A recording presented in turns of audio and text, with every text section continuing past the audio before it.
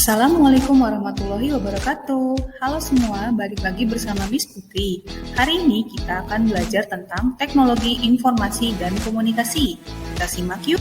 Teknologi informasi dan komunikasi terus mengalami perkembangan dari masa ke masa. Ketika awal mula diciptakan, manusia tidak mengenal tulisan dan tidak tahu cara berkomunikasi dengan manusia yang lain.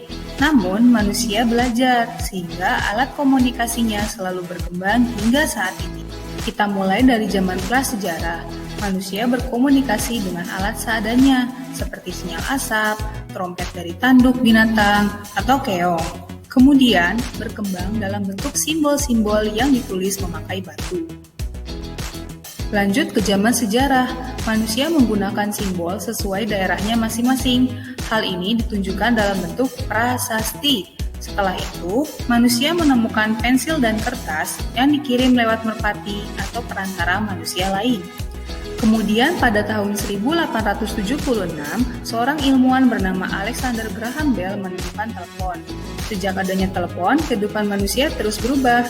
Awalnya untuk berkomunikasi harus mendatangi orangnya. Sekarang tidak perlu, cukup menggunakan telepon saja, sudah bisa berhubungan satu dengan yang lain. Berikut adalah model telepon dari zaman ke zaman.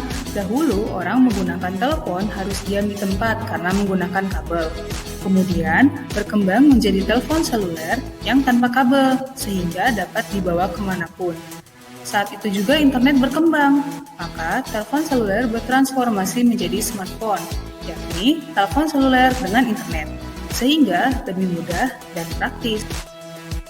Berikut adalah beberapa contoh peralatan teknologi informasi dan komunikasi. Yang pertama adalah televisi. Televisi ditemukan oleh John Logie Baird dari Skotlandia pada 1925. Televisi merupakan media yang mengubah gelombang elektromagnetik menjadi akustik dan cahaya. Selanjutnya adalah koran. Koran merupakan media yang pertama kali dibuat. Koran merupakan kumpulan berisi berita-berita yang terjadi saat itu. Kemudian ada radio. Radio merupakan media yang mengubah gelombang elektromagnetik menjadi suara. Kita juga bisa memperoleh informasi lewat radio. Lalu ada komputer. Komputer merupakan perangkat yang terdiri atas dua bagian, yakni hardware atau perangkat keras dan software atau perangkat lunak.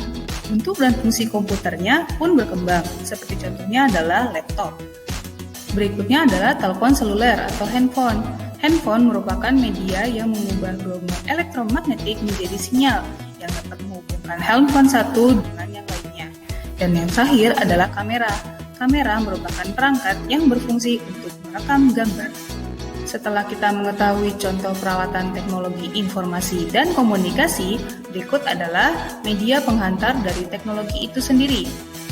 Media penghantarnya merupakan alat yang memungkinkan komunikasi dapat terjalin. Seperti apakah itu? Yang pertama adalah megafon.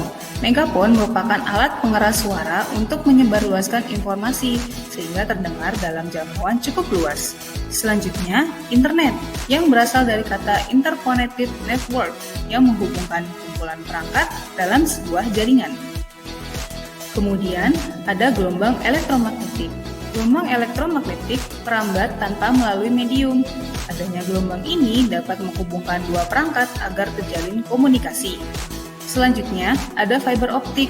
Fiber optik adalah jaringan komunikasi yang mampu mentransmisikan data dalam frekuensi tinggi. Dan yang terakhir adalah wireless. Wireless yang merupakan perangkat tanpa adanya kabel. Sudah tahu kan tentang sejarah, peralatan, serta media penghantar dari teknologi informasi dan komunikasi? Saksikan video selanjutnya ya. Sampai jumpa. Wassalamualaikum warahmatullahi wabarakatuh.